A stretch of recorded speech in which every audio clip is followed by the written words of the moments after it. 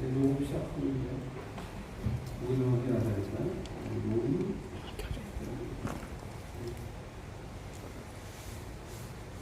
성경 말씀 보겠습니다. 빌립보서 2장 5절 말씀.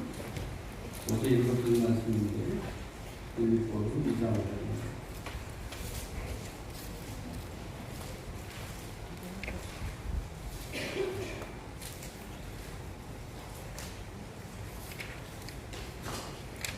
다 같이 한 목소리 읽습니다. 시작.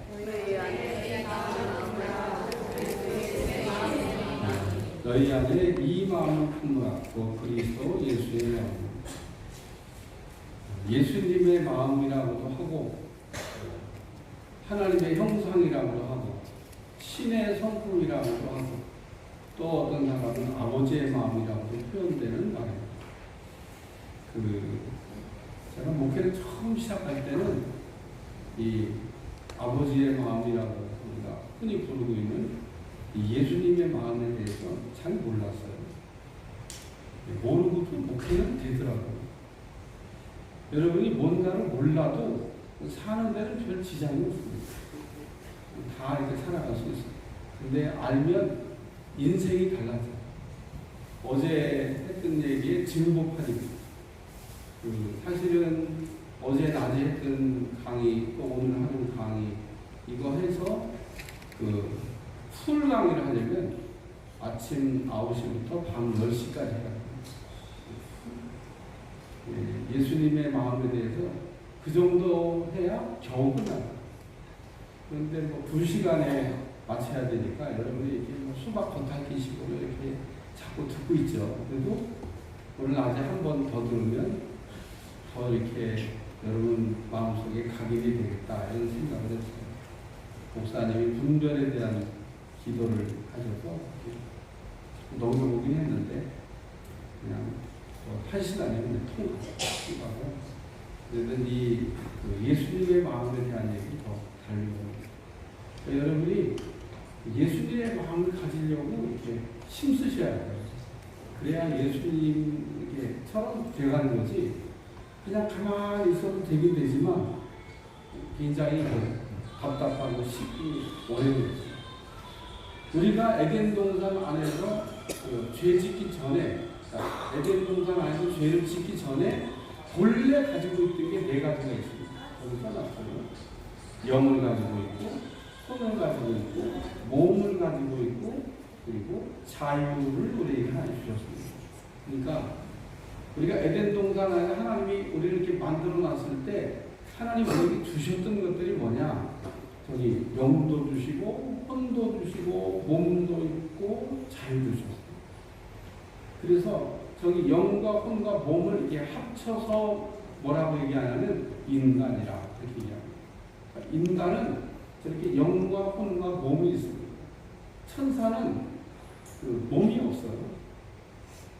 우리는 몸이 있기 때문에 활동에 제약을 받지만 천사는 몸이 있습니다.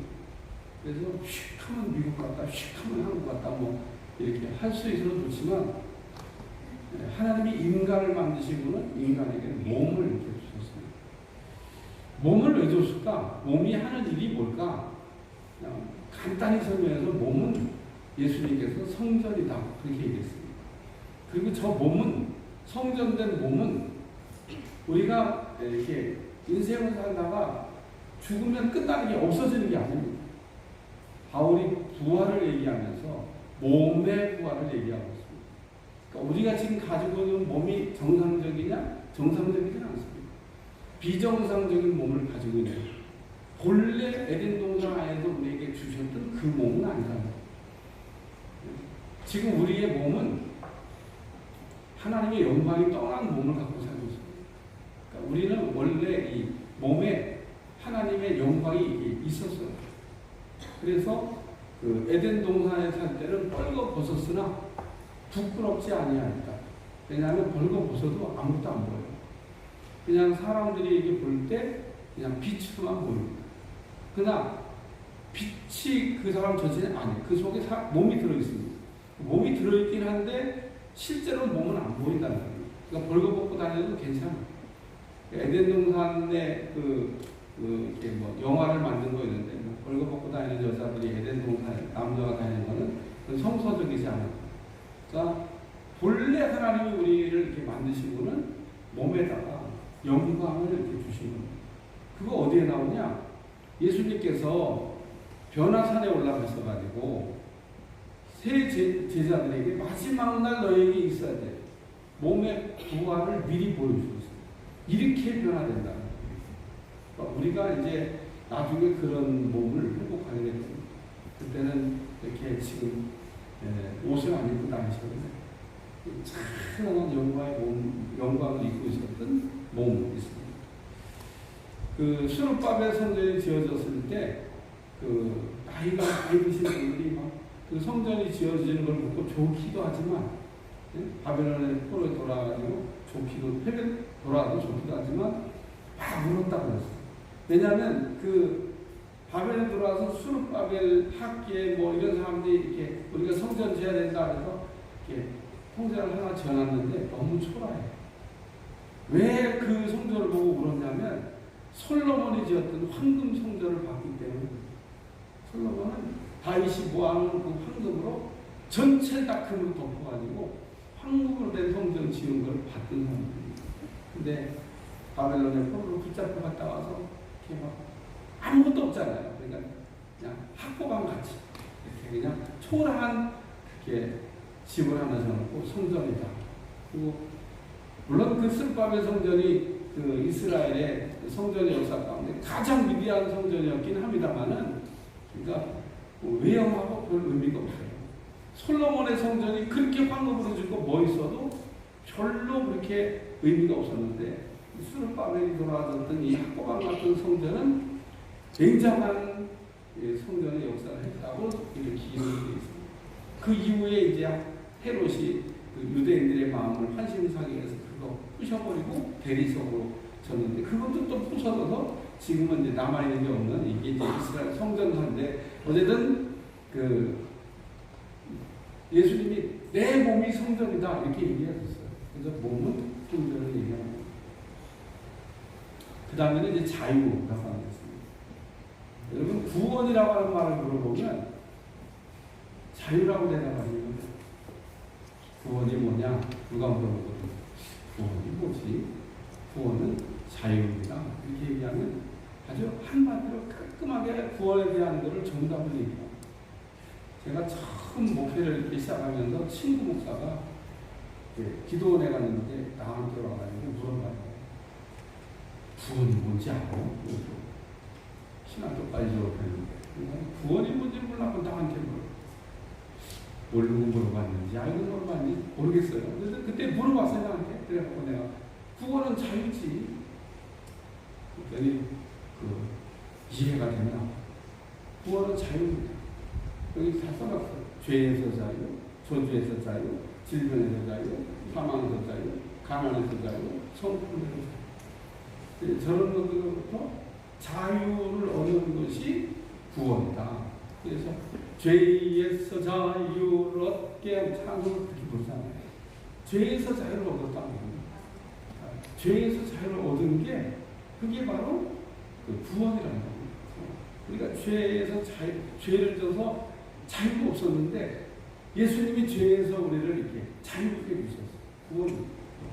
근데 저기 자유라고 하는 말을 영어로 2개 써놨어요. 리버티와 프리덤을 써놨는데, 리버티는 세상에서 주는 자유, 정치적인 자유. 우리가 나라에서 자유를 뺏으려고 꽁꽁같이 막 난리가 나는 거죠. 막. 어디서 우리가 우리의 자유를 뺏냐는 거예요. 그래서 세상에서의 자유도 뺏기는 걸 싫어요. 홍콩에 지금 사태가 진정되고 있지 않잖아요. 근데 성경에서 말하는 자유는 프리덤이에요. 프리덤. 단어가 틀려요. 영적인 자유다. 영적인 문제를 이렇게 풀어서 놓아주는 거. 프리덤. 그래서 자유. 근데 이게 다 문제가 생긴 거예요. 다. 우리가 죄를 지면서 이 4가지가 다 문제가 생긴 거예요. 자유는 없어졌고, 몸은 영광이 떠나고, 혼은 다 망가졌고, 영도 죽었고. 어떤 거 하나 온전하게 되는 게 없는 겁니다. 그래서 우리가 구원을 받았다고 하는 거는 저게 다 회복되는 거예요. 회복되는 거. 그래서 영은 살아나고, 몸은 이제 구별되고, 혼은 새로워서, 자유는 얻었고, 뭐 이렇게 저 네 가지가 우리 머릿속에서 정리가 돼요. 근데 오늘 더 다루려고 하는 거는 저 영적인 문제나 몸이나 뭐 자유 이 부분을 다루려고 하는 게 아니라 어제도 계속 저 혼에 관한 문제, 소울, 푸시케라고 하는 저 부분을 어제도 얘기한 거예요. 그 저 푸시케라고 써 있는 저 부분을 우리가 다른 얘기를 하면 신의 성품이다. 우리가 타락하기 전에는 신의 성품을 가지고 있었어요. 하나님의 성품을 갖고 있었던, 하나님의 성품과 지정의를 가지고 있었다는 겁니다. 근데 이 하나님의 성품이 이 지정의를 가지고 있었는데 다 망가진 거예요. 남아있는 게 있냐 없냐고 신학자들이 논쟁을 했어요. 어떤 신학자는 하나님의 성품이 조금 남아있다, 어떤 신학자는 남아있지 않다라고 했는데, 간단하게 정리해서 칼빈과 웨슬레는 전적으로 남아있지 않다 이렇게 얘기했습니다. 그러니까 뭐 그 외에 다른 사람의 이론을 따라간다고 그러면 모르지만 어쨌든 칼빈과 웨슬레가 나름 뭐 위대하신 분들인데 그 두 분이 다 우리에게 저 혼적인 하나님의 성품이 우리 안에 전혀 남아있지 않다고 얘기하고, 인간은 전적으로 타락했다고 말하는 게 맞다. 그러니까 인간은 다 망가졌어요. 하나님의 뭐 성품 가운데 남아있는 게 없습니다. 그래서 그런데 우리가 구원받고 난 다음에 망가진 하나님의 부분을 이제 회복시켜 나가야 되는 겁니다. 예수님도 그래서 그걸 제자들한테 가르치고, 바울도 가르치고, 베드로도 가르치고, 요한도 가르치고, 성경을 다시 잘 보시면 다 그 부분에 대한 이야기를 이렇게 다루고 있습니다. 그래서 저 부분을 다루고 이야기하는 것을 뭐라고 얘기하냐? 영성이라. 영성에 관한 부분. 우리가 신앙생활 하면서 기도도 들어야 되고, 말씀도 들어야 되고, 성령님도 인격적으로 만나야 되고, 영성도 가져야 돼요. 사람이 영성이 있냐? 이렇게 얘기할 때 사람들은 흔히 은사를 가지고 있으면 영성을 가지고 있다고 얘기하는데 아닙니다. 은사를 가지고 있는 사람은 은사자라고 부르든가 혹은 신령한 것을 갖고 있는 사람이라고 얘기할 수 있어도 그 사람이 영성을 가지고 있다고 말할 수는 없다는 거예요. 어디를 보면 알 수 있냐? 고린도서를 보면 알 수 있습니다. 고린도 교회는 은사가 많이 나타났던 교회입니다. 그런데 바울은 미성숙한 그리스도인이라고 책망하고 있습니다. 그러니까 우리가 은사가 나타난다고 해서 신령한 사람이 아니에요. 신령한 것을 갖고 있는 사람이지. 우리는 신령한 것도 가지고 있고 신령한 사람도 돼요. 그 신령한 사람이라고 하는 게 뭐냐? 영성이 있는 사람이라는 거예요. 주님의 마음, 신의 성품을 갖고 있는 사람이 영성을 갖고 있는 거다. 깨달아지시면 아멘. 그래서 영성이라고 하는 건 뭐냐면 예수님의 마음을 가지는 거예요. 예수님. 그래서 우리는 이 영성에 대해서 내가 예수님 마음을 가져야 되겠다. 여러분이 그런 제목을 가지고 기도하셔야 돼요. 내가 주님의 마음을 갖기를 원합니다. 내가 주님 닮아가기를 원합니다. 내 안에 주님의 성품이 없는 것 때문에 애통하고 내 안에 주님의 성품이 있는 것 때문에 기뻐해요.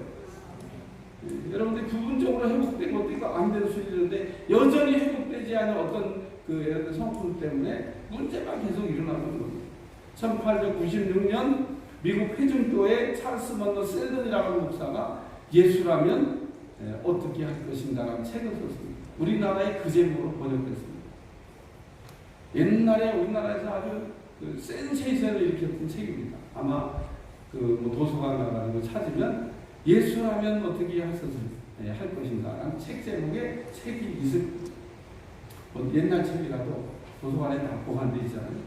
본래 책 제목은 그의 발자취를 따라서 라고 붙여있는 제목인데 한국판으로 번역하면서 예수라면 어떻게 할 것인가. 그래요 여러분, 우리가 인생을 하면서 모든 문제에 부딪힐 때마다 한번 이렇게 예수님이라면 이거 어떻게 해결했을까 이런 생각이 들지 않아요. 우린 다 문제가 이렇게 발생될 때마다 야, 예수님이 만약에 이 문제를 이렇게 풀으신다면 어떻게 풀으실까 한번 생각해보고, 만약에 우리가 예수님처럼 풀 수만 있다면 그러면 아주 문제 해결을 잘하는 거죠. 여러분은 이게 여러 가지 이렇게 문제들을 이렇게 접하고 있는데 그런 접하는 문제를 잘 해결나갈 수 있기를 축원합니다. 세상 사람들은요 우리를 안 보고 있는 것 같으면서도 다 보고 있죠. 우리를 그냥 아주 그냥 불꽃 같은 눈동자로 쳐다보고 있는 것 같아요. 그냥 우리가 무슨 숨소리만 내는 것도 그냥 알고 싶은 거예요. 그러니까 기독교인들이 잘해야 되는 거예요. 기독교인들이 세상에 빛이 되고 세상에 소금이 되고, 사실은 세상에 빛이 되고 소금이 되어야 되는데 이게 맛을 잃었는지 맛도 안 나, 빛을 잃었는지 빛도 안 나. 뭐 세상 나가서 빛이 되고 소금이 되는 건 둘째치고 교회 안에서부터 먼저 소금이 되고 빛이 돼야 될 거 아니에요. 이 정도 교회 안에서도 보면 아유 목회하다 보는 데는 좀 그럴 때가 있어요. 각 기관들이 막 있잖아요. 여성교회, 남성교회 막 기관들이 있는데 그 안에서 자기들끼리 막 이렇게 이렇게 회의를 운영하는 거 보면 참 유치하게 짝이 없어요. 밖에 나가서 술 먹을 때는 막 10만원, 20만원 팍팍 쓰면서 그거 회비 내라고 조금 내라고 그러면요 막 아주 그냥 안 돼먹고 그냥 떼먹고 안 내는 사람도 그냥 허다해. 그리고 그 지도자를 막 속삭이는. 제가 신림교회 등록할 때 그 어떤 집사 하나가 우리 이제 속장이라고 여기 뭐라고 하죠, 구역장이라고 뭐 순장. 요즘 다 교회마다 그냥 자기들 원하는 대로 불러요. 우리 교회는 그냥 순장이라고 불러요. 근데 그때 이제 속장이었는데 그 집사가 속장 속을 막 어지간히 썩이는 거야. 그러니까 이 속장이 어느 날 그렇게 얘기를 하니까 너 이 다음에 속장 돼봐. 꼭 너 같은 것만 만나. 나도 그러면 화가 나서 그럴 것 같아. 속장이 모이라고 안 모이고 뭐하라고 요리 뺀질 저리 뺀질 빠져나가고 속색이는지 막 화가 나가지고 너도 이 다음에 이제 속장 될 텐데 속장 됐을 때 꼭 너 같은 거 하나 만나봐. 근데 제가 보기에는요 반드시 만납니다. 그 만날 가능성이 너무해.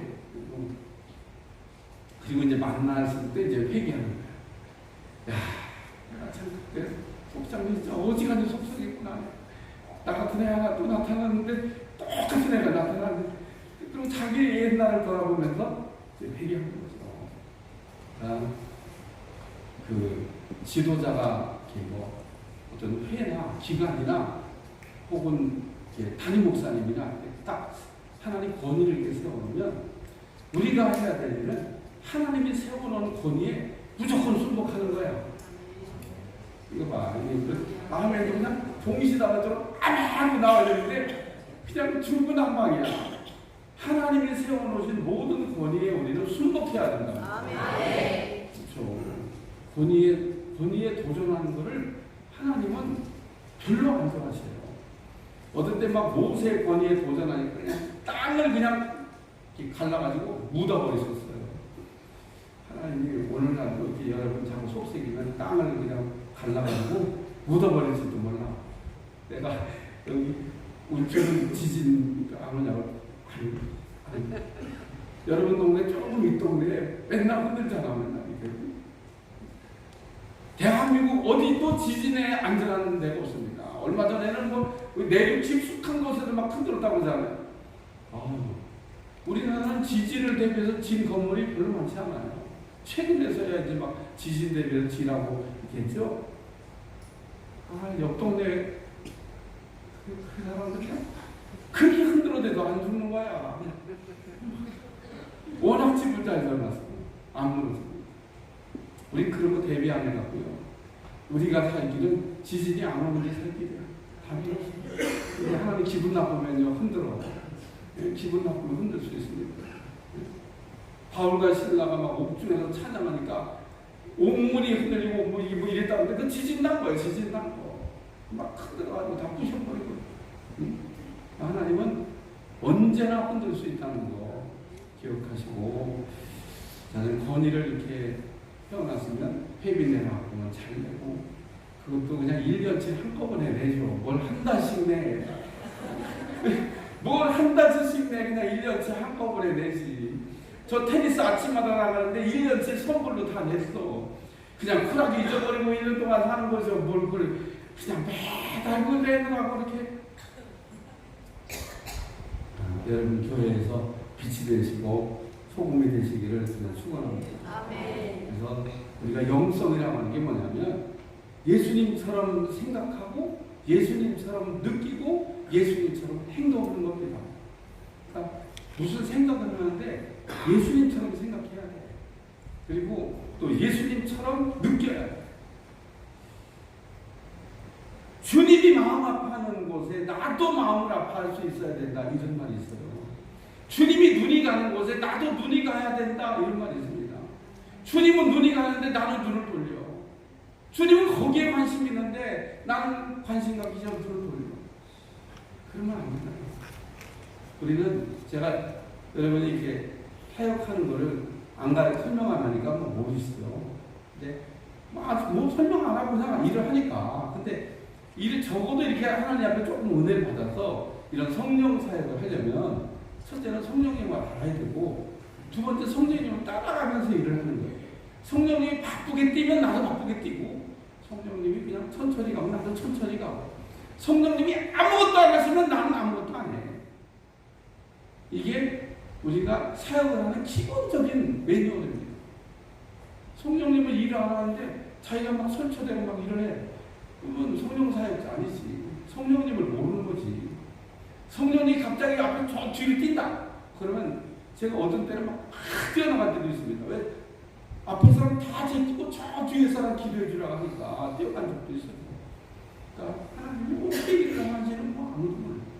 그러나 우리가 안테나 딱 세우고 하나님이 어떻게 일하시는지를 이렇게 예민하게 우리가 생각하면서 이렇게 아주 작은 것들만 이렇게 잘 보면 성령이 일하시는 게 보인다니까요. 성령님이 일을 하고 있는 게 보여요. 그럼 거기 따라가야 돼. 성령이 눈길이 가고 있는데 난 일로 가는데 넌 엄마 데로 가냐 그러면 안 되는 거죠. 그러니까 우리가 살아가는 방법도 그런 겁니다. 아직 성령 안에서 승리하시기를 축원합니다. 요거 짤막하게 좀 이렇게 써놨으니까 집에 가서 묵상하세요. 내가 정답을 잘 달아준 거니까 이게 다 써놓은 거하고 관련 있는 거예요. 마음이야.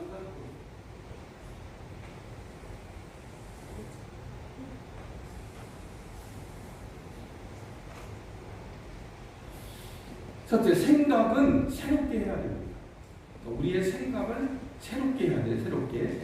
로마서 12장 2절 한번 찾습니다. 로마서 12장 2절은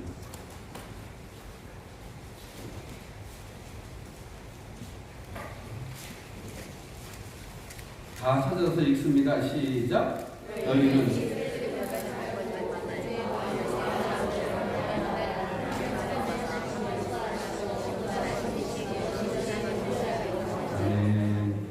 앞에 신대 앞에 앉아있는 우리 자매한테 묻습니다. 여기 마인드라고 되어 있는 말하고 허트라고 되어 있는 말을 한국말로 바꾸면 뭐라고 해야 되지? 응? 마인드라는 말을 한국말로 허트라고 말을 한국말로 바꾸면 뭐라고 되어 있지? 뭐라고 해야 되지?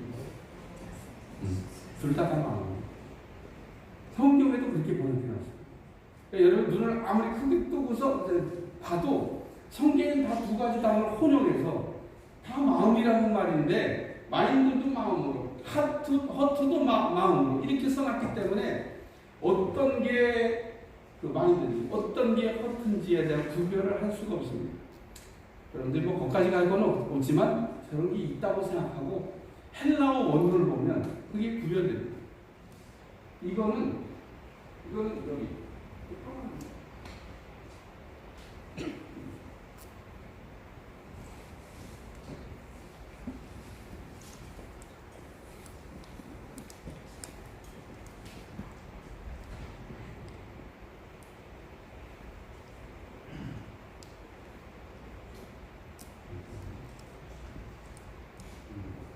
이 마인드라고 하는 헬라어 단어는 누스라고 하는 단어를 씁니다. 누스. 요 허트라고 되어 있는 이 헬라어 단어는 카르디아라고 하는 단어를 씁니다. 그러니까 헬라어 원문에 보면 저 위에 이성이라고 되어 있는 마인드는 누스라고 하는 단어로 번역하고 있고 요 밑에 감성이라는 말은 카르디아라고 하는 말로 번역하고 있습니다. 마태복음 13장에 보면 밭의 비유가 나오는데 거기도 마음이라는 표현을 쓰고 있습니다. 밭이 마음이다. 근데 그때 단어는 카르디아입니다. 여기는 지금 마음이 나오는데 이거는 누수입니다. 마인드입니다. 마인드. 그러니까 이거는 뭘 새롭게 하라는 얘기냐면 우리의 마음을, 우리의 생각을 새롭게 하라 그런 뜻입니다. 그러니까 생각이 새로워지면 변화를 받아서 하나님의 선하시고 기뻐하시고 온전하신 뜻이 무엇인지 분별이 된다. 그러니까 생각이 새로워지면 분별이 되고 판단이 잘 되고 또 통찰력이 생기고 이해력이 생기고 이런다고 해서 써놓은. 그러니까 여러분 생각이 새로워지지 않으면 판단을 잘 못하게 돼요. 분별을 잘 못하게 돼요. 통찰력을 잃어버리고 이해를 잘 못하게 된다는 겁니다. 무슨 말인지 못 알아들어. 그래서 생각을 새롭게 하는 게 중요한 겁니다. 우리의 생각은 이렇게 정상적이지 않습니다. 우리의 생각을 새롭게 해야 됩니다. 생각하세요. 그 다음에 우리의 이 허투라고 되는 이 감정, 이 마음은 민감해야 돼요. 민감. 반응을 잘해야 돼요. 감성이니까. 이 써놨잖아요. 뭐 분노, 기쁨, 슬픔, 사랑, 미움, 느낌, 표현, 매력 이런 거 써놨잖아요. 그러니까 우리의 감정은 이런 것들의 반응을 이렇게 잘 이렇게 보여야 된다고. 마태복음 11장 16절 이거 찾습니다.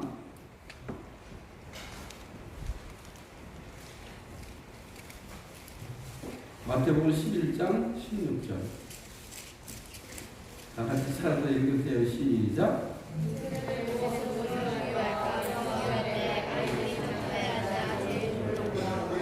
17절까지 시작. 우리가 스스로도 너희가 가슴을 치지 않는다. 함과 같도다. 반응을 안 보이는 세대라고 예수님이 하신 말씀입니다. 그러니까 무반응한다든지 역반응한다든지 뭐 이렇게 귀신 들리는 사람처럼 막 반응을 그냥 막반응을 한다든지 이렇게 감정이 움직이면 안 된다는 얘기를 하고 있습니다. 그 다음 세 번째 will이라고 되어 있는 의지. 여호수아 1장 7절 오직 마음을 강하고 극히 담대하게 하라 이런 말씀이 나오는데 우리의 의지는 강해야 됩니다. 약하면은 아무것도 할 수가 없어요. 가끔 이렇게 여러분의 자녀 가운데 의지가 약하다, 의지가 너무 약하다 이런 자녀들이 있을 수 있습니다. 의지를 강하게 만들어요. 저는 공부 잘하는 아이들을 둔 가정의 부모님하고 얘기한 적이 있어요. 어떻게 하면 아이한테 공부를 잘하게 할 수 있습니까? 그랬더니 그 부모가 한 얘기가 어려서부터 책상에 앉혀놓는 습관을 키워주면 됩니다. 어느 정도 공감이 갑니다. 공부 못한 나이는 책상에 앉는 훈련이 안 돼 있어요. 그래야 책상에 앉아서 공부하라 그러면 물 먹으러 간대. 또 책상에서 공부하라 그러면 뭐 화장실을 간대. 그 생리적이니까 못하게 할 수는 없고, 그러니까 그렇게 들락달락 하다가 집중이 안 되고 공부를 잘 못하는 거예요. 근데 공부 잘하는 사람들에게 보면 딱 의자에 앉잖아요. 그럼 하루 종일 앉아있어요. 이야, 대단하다 싶어요. 대한민국에 아주 머리 좋은 사람들만 모여가지고 연구하는 기관이 있대요. 어떤 목사님이 거기에 들어갈 기회가 있어서 들어갔는데, 이제 자기들이 목사를 하다가 거기 이제 기관에 들어간 건데, 들어가서 이렇게 화장실에 가려고 일어나기가 미안하대. 왜냐면 이 사람들은 아침 먹고 딱 들어서 앉으면 점심 먹을 때까지 안 일어나, 움직이질 않는데. 그리고 기침 소리도 안 나는데. 다 앉아가고 연구하고. 머리가 엄청 좋은 사람들만 모아놓고 뭘 연구시키는 기관인데, 이야, 그 사람들은 그게 앉아있으려면 체력이 돼야 되잖아요. 자기들 휴식 시간에는 막 산책하고 운동하고 이 체력을 이렇게 보강하는 거예요. 왜냐면 앉아있는 것도 체력이 소모니까. 그래서 산책하고 뭐 휴식하고 운동하고 해서 체력을 딱 쉬는 때는 보강을 한 다음에 딱 자기 일할 때는 앉아갖고 아침 먹고 점심 때까지, 점심 먹고 저녁 때까지 안 움직여요. 한 사람도 일어나는 사람, 수많은 사람들이 그 안에 들어와서 연구하는데, 그래서 제가 깜짝 놀랐어요. 의지가 강한 거죠. 제임스 알렌이 마음과 건강의 관계에 대해서 이야기한 내용이 있습니다. 육체는 마음의 노예다. 육체는 의식적으로든 무의식적으로든 마음이 가는 대로 간다. 다시 말해서 우리의 육체는 인간이 생각하는 것에 따라서 움직인다. 여러분이 무슨 생각을 하는 것에 따라서 육체가 따라서 움직인다는 겁니다. 따라서 제임스 알렌은 말하기를 질병과 건강은 인간이 생각하는 것에 따라서 이제 달라진다는 겁니다. 그리고 인간의 행복도 생각에 있고 생각은 행복을 결정한다. 이런 얘기였어요. 그래서 우리의 생각이 바뀌면 인생도 바뀝니다. 우리의 생각이 바뀌면 불행도 행복이 된다. 전적으로요. 여러분 생각이 바뀌면 인생도 바뀌고 생각이 바뀌면 여러분의 불행도 끝 행복 시작이 되는 겁니다. 다 이 생각에서 문제가 일어나고 있다. 그런 얘기입니다. 어제 꿈에 대한 이야기를 이렇게 했는데 요새 꿈 얘기를 다시 이렇게 하려고 합니다. 야곱이 살던 시대는 전승시대라고 해요. 무슨 시대? 크게 해봐요. 전승시대. 그 시대는 책이 없어요. 책이. 그러니까 아브라함이 경험했던 거를 자녀들에게 구전전승한다 그런 얘기야. 그러니까 내가 하나님을 이렇게 만났다 그러고 자녀들 쫙 모아놓고 쫙 얘기하면 그 얘기를 한 번만 하는 게 아니야. 쥐가 닳도록 똑같은 얘기를 반복하니까 매일 듣다 보면 나중에 그냥 외워버리는 거야. 그래서 아브라함의 그 믿음으로 살아온 얘기들을 이삭이 다 기억을 해. 왜냐하면 뭐 매일 한 번씩 그 얘기 들려주시니까.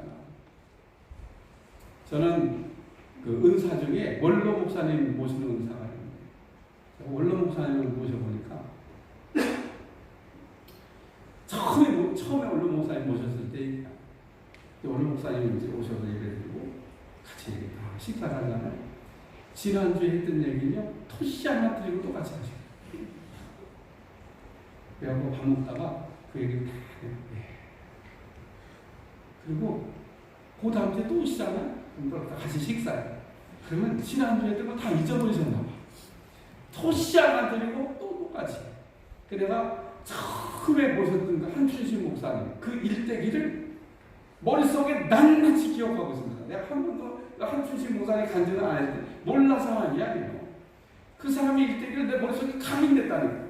매일 들으니까 매일 밥 먹을 때 일주일에 한 번씩 밥 먹을 때마다 들었어요. 그분 나하고 헤어질 때까지 내가 들었다니까. 그래갖고 들을 때마다 네 처음 듣는 것처럼 네 한 번 시작했다 하면 한 두세 시간 하죠.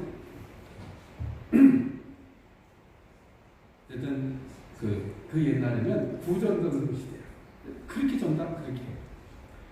자, 야곱이 베델에서 꿈을 꿨어요.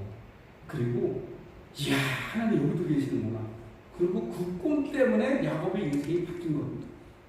거기 막 천사가 오락내락하고 여기가 하늘의 분이구나 막. 그리고 야곱이 너무 은혜 받아가지고 막 잠에서 깬 다음에 돌비를 세우면서 이 돈이 성전 기둥이 될 것이며 나로 평안에 돌아오게 하시면 10분의 1을 반드시 드릴 것이며 뭐 이러면서 막 소원하고 막 기도하잖아요. 근데 야곱이 그 베델 얘기를 그 12 아들에게 몇 번이나 했을 것 같아요. 날마다 했죠. 날마다. 그때는 후전전선 시대니까. 그런데 그 야곱의 12 아들 가운데 그 꿈의 얘기를 듣고 관심을 가진 사람은 한 사람밖에 없어요. 그게 요셉이야. 이렇게 설교를 해도 관심이 오는 사람은 답이 없어. 요셉만 야 나도 아버지가 꿈을 꿔야 되겠다. 하나님 내게도 꿈을 주세요. 라고 기도했겠죠. 그러니까 요셉이 꿈을 꾼 거야. 누가? 하나님 주시는 꿈을. 야곱도 하나님 주시는 꿈을 꿨잖아요. 네? 요셉만 12아들 중에 꿈을 꾸고 꿈 얘기하니까 야 그럼 우리가 너를 섬긴다는 얘기야? 자식이냐 말도 안 되는 동생이냐 그냥 형들 아이들을 뭐라 하냐. 그리고 미워하기 시작했다. 그래서 남이 꿈 얘기 듣고 야 넌 어떻게 그런 꿈을 꿨냐. 우리는 생각도 못하는데 넌 어떻게 그런 꿈을 꿨어. 너무 급해서 그렇나? 어제 제가 여기 부목사님이 시켜가지고 내가 사실 감동원사를 한두 명만 물어보려고 하다가 다 물어봤어. 그리고 제가 이게 경상도 와서 신기하거든요. 식당 가가지고 앉아서 바로 옆에서 얘기하는데 말이 안 들려. 절반은 못 알아듣겠어. 내가 한국 사람인데 저분들이 지금 뭔 얘기를 하나 이 귀 기울이면 들려야 되잖아요. 말이 안 들려. 그래갖고 야, 이게 참 내가 이방 땅에 온 것도 아니고 참 시합을 배운 걸 하고 있다. 우리 매형이 경상도 사람이라 제가 경상도 말을 어느 정도 이게 잘 듣는 이게 안테나가 됐는데 그런데도 이게 안 들리는 거예요. 그래갖고 아, 참 여기 뭐 오리지널 경상도 분들만 계시니까 그런 거 막 하는데 안 들려. 그래 어제 묻는데 안 들리는 거예요. 갑자기. 꿈이 뭐라고? 답답하다. 그래서 내가 부목사님 좀 들어봐. 나안 들리니까 들어봐. 그래갖고 부목사가 정확하게 해독해가지고 잘 핸드폰에다가 써놨어요. 그리고 이제 쓰는 걸 내가 이렇게 딱 보니까 꿈이 너무 소박해. 네? 제가 볼 때 꿈인데 꿈. 네? 여러분 꿈인데 꿈 꾸는 것도 뭐 돈이 들어서 그런지 꿈꾸는 걸 좀 이렇게 꿈을 좀 크게 꿔도 될 것 같은데 제가 만약에 뭐 그 이주영 같은 뭐 재벌이 아니니까 뭐 해도 별로 관심이 없겠습니다만은 만약에 이주영 회장이 이렇게 와가지고 백지수표 쫙 나눠주고 쓰세요. 쓰는 대로 제가 드리겠습니다. 이러면 여기 계신 분들이 다 얼마큼 쓸까? 정답이 있습니다. 믿음만큼 쓰는 거예요. 자기 믿음의 한계를 절대 자기 그릇의 한계를 못 벗어납니다. 그런 만큼 쓰고 그런 만큼 받아가는 겁니다. 그러니까 이거에 대한 일화가 많아요. 어떤 회사의 회장님이 자기 직원들한테 앞으로 되고 싶은 걸 한번 여기다 써봐라. 그랬더니 어떤 사람은 참 밥 먹고 할 일이 없고 시간이 없다. 뭐 이런 걸 다 하라고 그러냐고 아무것도 안 쓰고 어떤 사람은 그래도 또 회장님이 또 사장님이 쓰라고 그러니까 거기다가 뭐 장래 이렇게 됐으면 좋겠다고 이렇게 쓰고 그랬다는 거예요. 그 사람도 미국 사람인가 봐. 또 시간이 한참 지난 다음에 다 확인해 보니까 쓴 대로 됐다는 겁니다. 그래서 우리가 꿈을 가지고 있으면 우리가 갖고 있는 꿈이 우리의 인생을 끌고 가게 되어 있습니다. 여러분이 얼마나 이렇게 보면 소박한 꿈을 꾸고 이제 어린아이도 있고 학생도 있고 소년들인데 얼마나 이게 현실적이 되는지 사실은 벌써 현실의 압박을 받나 봐. 내가 실력도 이렇고 내가 뭐 생긴 것도 이렇고 내 집안도 이런데 내가 뭐 그렇게 과대방송 좀 하자도 아니고 그런 꿈을 꾸면 뭐 그게 될까? 그래서 그런지 아주 소박하게 그래요. 내가 근데 거기다가 그대로 될지어다라고 말을 못하겠더라고. 그렇게 말했다고 그렇게 되면 목사님이 근데 좀 바꿔주든지 뭐 하지 말해. 그걸 막 그대로 될지어다 그래. 내 믿은 대로 될지어다 막 이래갖고 예수님처럼 해가지고 그게 그대로 되면 그래서 제 생각에 좀 안 될 것 같은 생각이 좀 들어서 이제 어리니까 살면서 뭐 꿈이야 또 바뀌겠지만 그런데 기회가 날마다 오는 게 아니에요. 어떤 부흥 강사가 와가지고 내 꿈이 뭐냐고 물어보고 그거에 대한 그대로 될지어다 해줄 것 같아. 누가? 여기 수많은 부흥사들 왔다 갔는데 그런 거 해줄 부흥 강사 있어? 없어. 말씀만 잘 전하는거지. 왜냐면 다 부흥 강사마다 자기 하는 역할이 다르니까. 네. 그러니까 제가 와서 지금 이런 꿈에 대한 얘기를 어제 이어서 오늘 하고 있는데 좀 듣다가 막 충격이 오면 바꿔 빨리. 정말 알 때 어제 했던 거 취소 그리고 다시 꿈을 꿔야 되겠다. 그리고 그래도 꿈이 안 되면 요셉처럼 기도해야 돼. 하나님 내게도 하나님이 주시는 신령한 꿈을 내가 갖기로 합니다. 그럼 하나님 꿈 주시겠지. 내가 지어내고 내가 만들어낸 꿈은 이것밖에 안 되는데 이거 뭐 하나님이 주신 꿈인데 뭐 내가 어떡하겠어. 해서 하나님이 이렇게 막 꿈을 주시고 저는 신림동에서 부목할 때 하나님이 아주 묘한 환상을 하나 보여줬습니다. 무슨 환상을 보여주냐면 내가 어떻게 그렇게 큰 부처가 막 큰 부처가 있더라고요. 보니까 조금만 부처도 있는데 사실은 막 어마어마한 부처도 있어요. 근데 그 부처는 어떻게 내 손바닥에다 일단 올려놨더라고. 올려놓고 오른손에다 올려놓고 왼손으로 그냥 내리쳤더니 그 금부처가 산산조각이 났어요. 그냥 뭐 환상이지만 기분 되게 좋더라고. 이야, 내가 그냥 큰 금부처럼 그냥 올려놓고 그냥 때렸더니 그냥 산산조각이 났어요. 그래서 제가 이 아시아 불교권의 선교를 열심히 하고 있습니다. 선교사들이 나가서 선전하고 있습니다. 좀 자랑을 해야지. 우리 교회 태국에 나가는 선교사가 그 장담성 뭐 이게 뭐 다 할 거 없이 모든 교파를 초월해서 탑입니다. 탑. 제일 선교사예요. 제일 선교 잘한다는 얘기는 교인이 제일 많다는 거예요. 태국에 있는 현지인들 교회로 탑이라는 겁니다. 제일 많이 모여요. 물론 거기 이제 태국 사람들하고 교회에 뭐 우리 선교가 더 많은 교회지만 선교사로 나가서 하고 있는 교회 중에는 제일 많이 모여요. 어쨌든 감사한 일이 많이 벌어지고 있습니다. 밀턴은 말하기를 우리는 생각으로 천국을 지옥으로 하기도 하고 지옥을 천국으로 만들 수도 있다.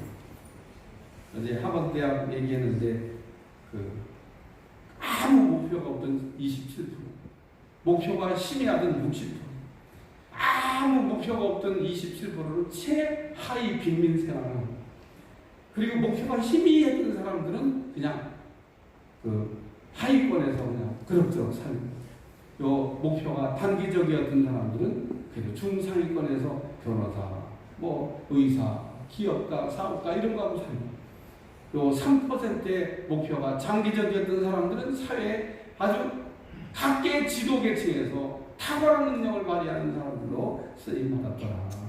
여러분 아주 큰 장기적인 꿈을 꾸시기를 축원합니다. 생각은 기록하는 판과 같습니다. 제가 저희 창 판 이렇게 써놨는데 그 생각이 이렇게 그 유리창 같아요. 우리는 이 생각으로 세상을 봅니다. 이게 세상을, 그러니까 창문이 없으면 밖에가 안 보이잖아요. 우리의 생각으로 세상이 보이고, 이 생각을 내가 틀이라고 써놓은 거는 생각이 견고한 틀 같아요. 그래서 그 마귀가 우리의 생각 속에 견고한 진을 치는데 그걸 깨뜨려야 돼요. 그래서 견고한 진을 깨뜨리고 이런 말이 나와요. 또 생각은 판과 같아요. 저들은 뭘 이렇게 기록하는 거, 기록. 우리의 생각은 다 기록을 합니다. 그러니까 여러분이 뭔 지금 듣고 있는 거는 졸든 정신 차리고 듣든 여러분 다 기록이 됐어요. 여러분이 여기다 녹음기에다 딱 틀어놓으면 녹음기가 알아서 계속 녹음하잖아요. 이게 이 생각은 그냥 탁월한 녹음기 같다. 그렇게 생각하시면 어디 가서 막 듣는 거 다 기록해 놓습니다. 좋은 얘기를 들으면 좋은 기록, 나쁜 얘기를 들으면 나쁜 얘기. 근데 예수님이 아주 우리에게 묘한 얘기를 했어요. 너희가 지금 입으로 말하는 것은 너희 속에 담긴 것을 말한다. 그러니까 우리가 인풋을 잘해야 된다는 거예요. 담을 때 잘 담아야 된다는 겁니다.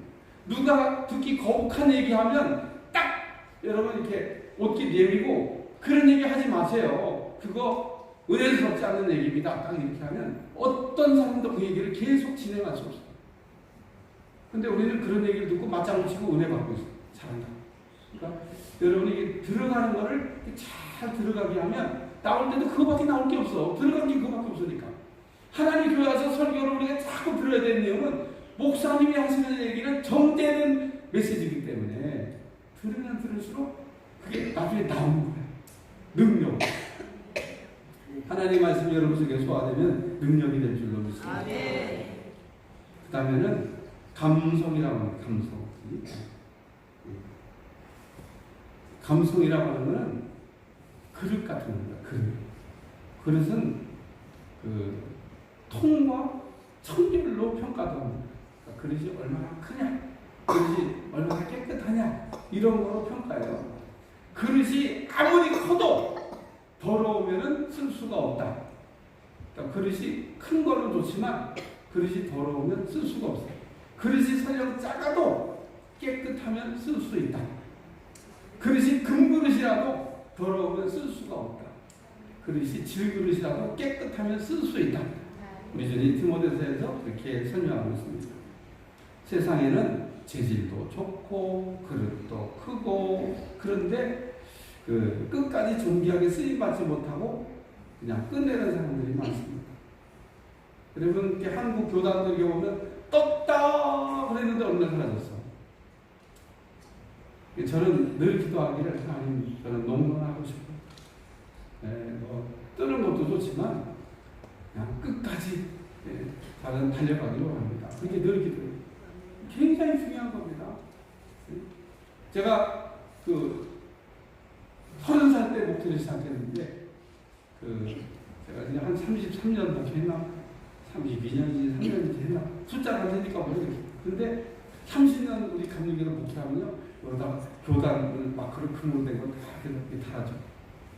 30년 목회하고 성역 30주년 기념으로 교단에서 금으로 된 이렇게 교단 마크를 다 금으로 가끔 이게 연애 가면 금으로 된 마크를 이렇게 갖고 다니고 저거 자기가 해서 다른 건가 누가 준 건가. 제가 연애를 맨날 갔다가 그 마지막 시간은 그냥 오기 때문에 몰랐는데 그게 맨 마지막 시간에 주는 거야. 마지막 시간에 주니까 기다리라고 그래. 그래서 연애 끝까지 앉아있었더니 마지막 날 초창할 때 성역 30주년 그래하고 요 금배지 달아주는데 기분이 묘하더라고. 야 30년을 대가 없이 무음하게 잘 달려왔다고 교단에서 인정하고 이게 표창해 주는구나. 아직도 뭐 한 10년 남았는데 달려가야 돼. 용감해야죠. 사울이 이스라엘 왕이 될 때까지는 아무런 문제가 없었어요. 아버지가 밤나기를 버리고 찾아와라 그러니까 열심히 찾아다녔든지 순종자라는 거잖아요. 하나님 순종하는 사람은 얼마나 좋아요. 순종. 그리고 아들을 보고 잃어버렸다고 막 걱정할 정도로 그렇게 아버지가 시킨 말에 순종해서 찾아다녔어요. 사무엘 선지자가 이 사울을 부를 때 나귀 뒤에 숨었다 그랬어요. 겸손한 거예요. 같이 부족한 사람이 어떻게 하나님 앞에 일을 하냐고 이렇게 겸손도 보였습니다. 그런데 이렇게 왕이 되기 전에는 순종도 잘하고 겸손도 하고 그랬더니 이 사울이 왕이 되고 난 다음에 이게 변했어요. 왕이 되고 난 다음에 하나님이 이렇게 사무엘 선자가 내가 내려가서 제사 드릴 테니까 일주일만 기다려라. 그래도 그거 못 기다리고 팔거든 제사 드리지 않나. 아말렉을 쳐서 지멸하라 그러는데 예화되는 분들이 맨날 짐승 좋은 짐승 골라놨다만 얘기하니까 그것만 빼놓은 줄 아는데 사실은 아말렉 왕도 살려줬어요. 왜냐하면 그 왕이 돈 좀 줄까 해가지고. 그러니까 아말렉 왕도 살려놨지. 짐승도 좋은 거 골라놨지. 그래서 하나님이 막 실망을 하셔가지고 다시 왕을 세워야 되겠다. 그리고 사무엘을 이세집으로 보내잖아요. 근데 여기서 우리가 성경을 이렇게 크게 보지 않으면 죽어도 안 보이는 한 가지 아주 중요한 사건이 하나 있습니다. 하나님이 분명히 아말렉을 어린아이 하나까지 남기지 않고 다 죽이라고 얘기합니다. 짐승까지 다 죽이라고. 그러니까 사울왕이 불까지 보인다 이런 생각했을지도 모르죠. 왜 그렇게 아말렉을 다 진멸하라고 얘기했냐면 이스라엘 백성들이 출애굽할 때 뒤에서 나고병이 되는 사람들을 어렵게 했던 족속이 아말렉입니다. 뒤에 쳐진 사람들이 얼마나 힘들고 어려우면 이렇게 같이 출애굽하다가 쳐졌겠어요. 그 사람들을 약탈하고 그 사람들 어렵게 해서 하나님이 기회가 되면 저 아말렉을 내가 땅에서 아니 진멸하려고 해요. 이제 사울이 왕 됐으니까 네가 다 없애라. 그럼 없애야 될 거야. 다 안 없앴어요. 근데 여러분 에스더서를 보면 하만이라고 하는 인물이 나옵니다. 이 하만이 누구냐? 아말렉 족속의 이게 후손입니다. 이게 역전돼가지고 거꾸로 유대인들의 씨를 말리려고 했잖아요. 하나님이 없애라고 할 때 없앴으면 깨끗하게 끝나는 건데 그거 안 해가지고 화근이 남아서 거꾸로 하만이 유대인을 다 죽일 뻔했는데 에스더 때문에 유대인들이 그냥 극적으로 살아난 얘기가 에스더 얘기잖아요. 교회에서 보면 권사 때는 순종도 살았고 말도 살았고 뭐든지 아멘하면 그러다가 이 장로님 되면 문제 생기는 사람이 있어요. 그러면 안 된다. 장로인 되고 더 잘해야지. 그래야 되는 거예요. 그러니까 직분이 올라가서 더 잘하는 사람도 있는데 직분이 올라가면 더 못하는 사람이 있어요. 성경이 우리에게 이런 얘기를 이렇게 들려주는 거는 그런 사람 되지 마라. 사울같이 쓰임받다 버림받는 사람 되지 말라고. 우리가 뭐든지 변함이 없이 신실하게 가야 되는 겁니다. 하나님의 성품이 신실해요. 하나님은 변함이 없다는 거예요. 아무리 세월이 지나도 안 변합니다. 그래서 하나님은 우리가 신실하신 하나님 이러잖아요. 우리 신앙도 우리 성도도 변질되면 안 된다는 거예요. 변질되지 말고 신실하게 맞추는 여러분이 되시기를 축원합니다. 축원합니다. 그래서 그릇이 이렇게 아무리 크고 그릇이 뭐 재질도 좋고 그래도 이게 더러워지면 이건 쓸 수가 없는 그릇이 된다. 근데 그릇은 커야 돼. 종대기가 되면 뒤집어져 있었다, 깨졌던 이런 얘기를 하고 있습니다. 자, 그 다음에 이제 여기 심성이라고 하는 의지라고 하는 거예요. 의지. 지성과 감성보다 더 중요하고 정말 중요한 거는 요 심성입니다. 하나님은 사람을 이렇게 쓰실 때 지성을 보냐, 감성을 보냐, 심성을 보냐. 심성을 보시죠. 그러니까 오늘 우리 심성에 문제가 있으면 일단 쓰임받는 사람에서 제일입니다. 제일. 심성이 좋아요. 그러니까 뭐 관상 보는 사람들도 얼굴도 보고 관상도 보고 족상도 보고 마지막에 보는 게 심상이에요. 하나님도 사람을 볼 때 이 심성이 중요한 겁니다. 성경 하나 찾습니다. 에베소 4장 26절 27절.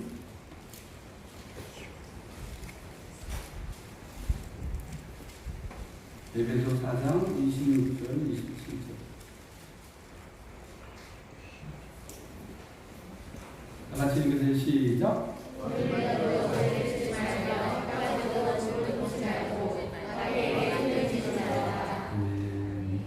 여기 분을 내어도 죄는 짓지 말라.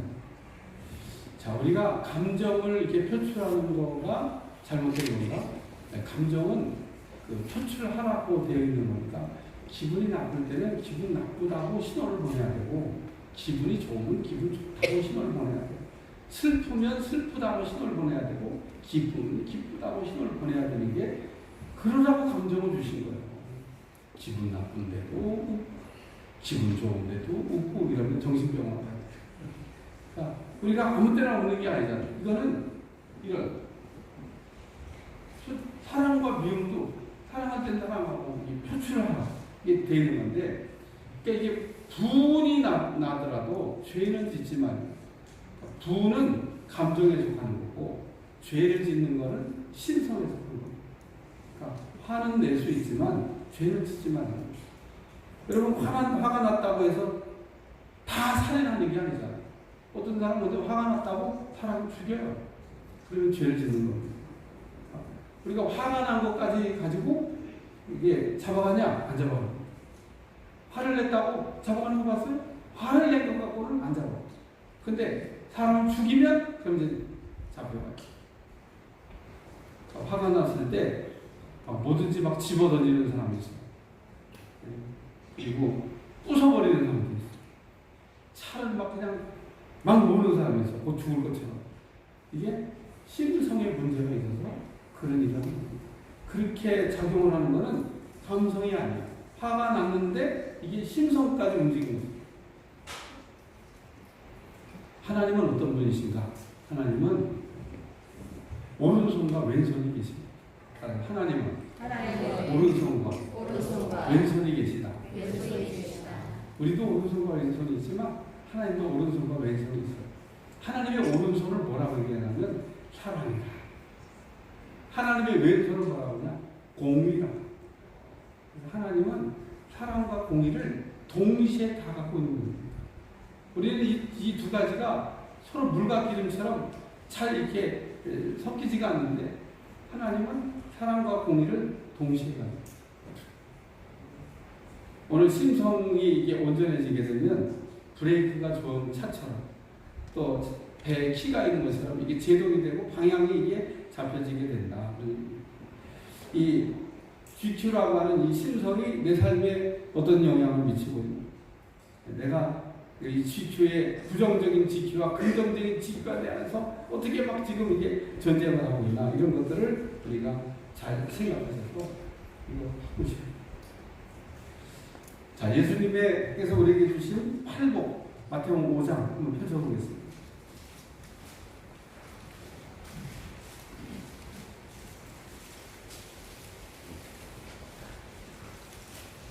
세 절만 딱 읽겠습니다. 마태복음 5장 3절부터 5절까지 세 절만 읽습니다. 시작. 신령이 천국을 그들에게 하시고 애통하는 자는 복이 그들에게 이르게 하시고 온유한 자는 그들에게 이 팔복에 8가지 복을 얘기하시는데 상단에 있는 4개는 우리의 마음을 새롭게 하는 원리를 제공하고 있고 하단에 있는 4개는 성품이 변화됐을 때 맺혀지는 열매에 대해서 얘기하고 있습니다. 갈라디아 5장에 보면 바울이 성령의 열매 이러면서 9가지 성품을 얘기하고 있습니다. 9가지 성품. 갈라디아 5장을 찾아보겠습니다.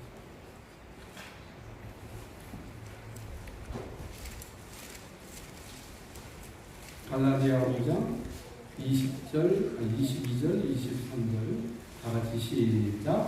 오직 성령의 열매는 사랑과 실학과 평과 오랜 참음과 자비와 양선과 충성과 온유와 절제 이 같은 것을 금지할 법이 없느니라. 바울은 9가지 성품을 얘기했는데 제가 성경을 이렇게 연구하고 신의 성품이 총 몇 개가 있을까 찾아봤더니 36개가 있습니다. 36개 중에 바울은 9개를 이렇게 대표적으로 좀 예를 들어 놓는데 여기 바울이 성품의 열매를 얘기하면서 이것은 성령이 역사해야 맺혀지는 열매다. 여기 우리가 예수님의 마음을 회복하는 것은 전적으로 성령이 내게 강력하게 역사할 때 일어난다는 겁니다. 그리고 예수님이 가르친 팔복의 내용을 보면 1번이 뭐냐면 심령이 가난한 자는 복이 나니 천국이 그들의 것입니다. 천국을 이렇게 우리가 경험하기 위해서는 심령이 가난해야 된다. 근데 이 심령이라는 말은 좀 스피리트라고 하는 영입니다. 우리의 영이 강해져야 된다. 그러면 저 강해진 영이 우리의 어디를 통제하냐? 심성을 통제합니다. 그러면 이 심성이 통제되면 그 다음에는 이 마인드와 감성이 저절로 변하다. 그러니까 우리가 뜻을 정하지 않으면 아무것도 바꿀 수 있는 게 없습니다. 뜻이 심성이 움직여야 되는데 심령이 가난해져야 그래야 이 심성을 사로잡아서 움직일 수 있다는 거예요. 그러니까 여러분 영혼이 잘 되는 거 굉장히 중요한 거거든요. 영혼이 잘 되는 것 같이 조용히 못합니다. 우리의 영이 이렇게 건강하고 영이 이렇게 힘을 얻게 되면 그 영이 하는 일이 우리의 이 심성, 이 움직이는 이걸 통제해서 우리로 하여금 이런 생각이나 감성의 변화를 일으킨다는 겁니다.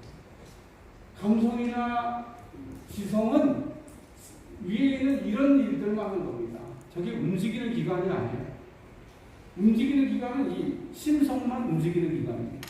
그러니까 실제로 우리 몸을 움직이는 거는 요 심성이 움직이는 거지 감성이나 마인드가 움직이는 게 아니라는 거예요.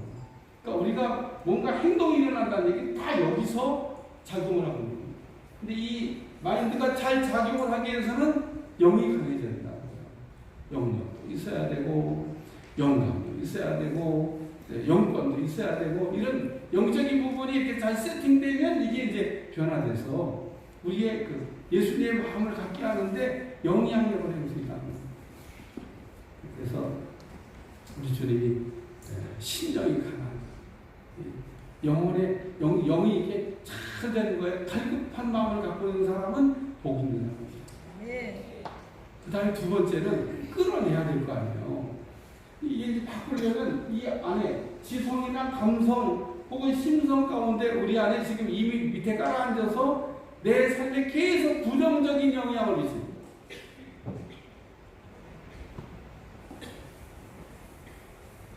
프로이드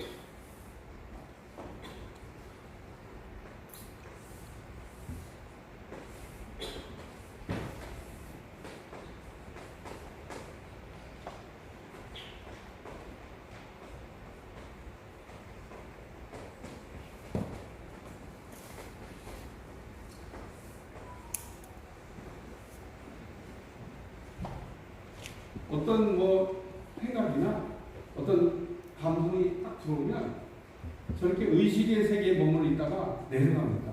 또 잠재의식이라고 하는 건 뭐냐면 생각났다 안 났다 하는 거예요.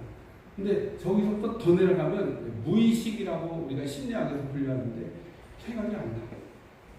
없어진 거냐? 없어진 거 아닙니다. 그러니까 우리가 흔히 내적 치유라고 하는 얘기 뭐냐면 저 무의식 가운데 바닥에 깔아앉아 있는 저걸 다시 끄집어 올려서 저거를 곧 바꿔줘야 돼. 그래야 우리가 다 정상적인 사람이 되는 겁니다. 저거 끄집어 올리는 걸 우리가 아주 기본적으로 얘기하면 그냥 생각나게 해달라고 그러면 돼요. 성령님 생각나게 해주세요. 다 생각나. 일단은 생각난 것부터 해결해야 돼. 회개는 생각난 것부터 하지 생각이 안 나는 걸 어떻게 회개해요.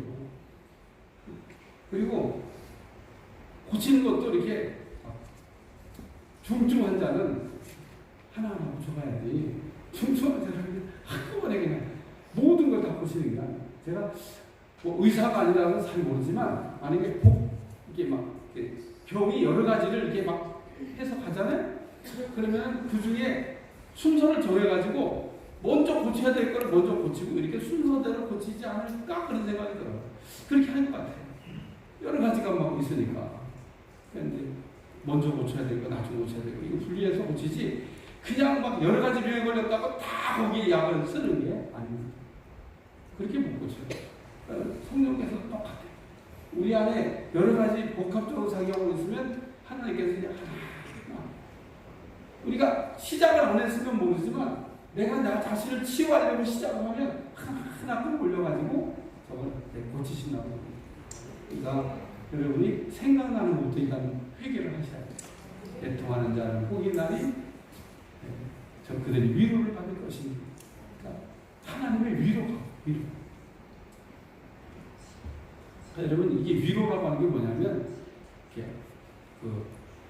눈물이 이렇게 감동이 오는 건데 그럼 치유가 되는 거예요. 치유가 된 잘못된 생각이나 잘못된 감정은 다시 내게 어떤 삶의 영향을 행사하지 않습니다. 치유되지 않은 감정과 치유되지 않은 생각이 내 삶에 계속 어떤 영향력을 행사하고 그러고 후회하죠. 지난번에도 그랬는데 또 왜 그랬을까? 이게 문제예요. 지난번에도 거기서 실수했는데 요번에 또 실수하는 거예요. 얼마나 속상해. 지난번에 넘어졌는데 또 넘어졌어. 이게 치유가 안 돼서 어떤 사람이 막 이렇게 속에서 막 부정적인 쓴뿌리가 나오면은 치유가 덜 돼서 그런다. 근데 전적으로 보면 저게 밑에 깔아있는 게 엄청 많잖아요. 끌어올려서. 뭐 일단 쉬운 방법을 설명하고요. 생각나는 것부터 해결하셔야 돼요. 그러면은 급한 대로 살만하실 겁니다. 애통하는 자는 복이 나니 천국이 그들이 위로를 받을 것입니다. 마지막에 온유한 자는 복이 있나니 그들이 땅을 기업으로 얻을 것입니다. 근데 이 온유하다는 말이 뭐냐면 다루심을 받는 겁니다. 여러분이 저걸 하려면 하나님이 다뤄주셔야 돼요. 다루심을 받기 싫으면 못 고칩니다. 병원에 가면 의사 말을 들어야 되잖아요. 여러분 이게 고장났다고 내가 예수님의 성품이 없다고 인정되시면 고치면 돼요. 그래서 여러분이 저런 것들이 고쳐지면 이제 옛날 토끼 아니네. 그리고 변했다고 여러분이 변해가요. 여러분 변해야 나도 행복하고 남도 행복하고 그렇게 됩니다. 변할 수 있기를 축원합니다. 축원합니다. 자, 우리 찬송가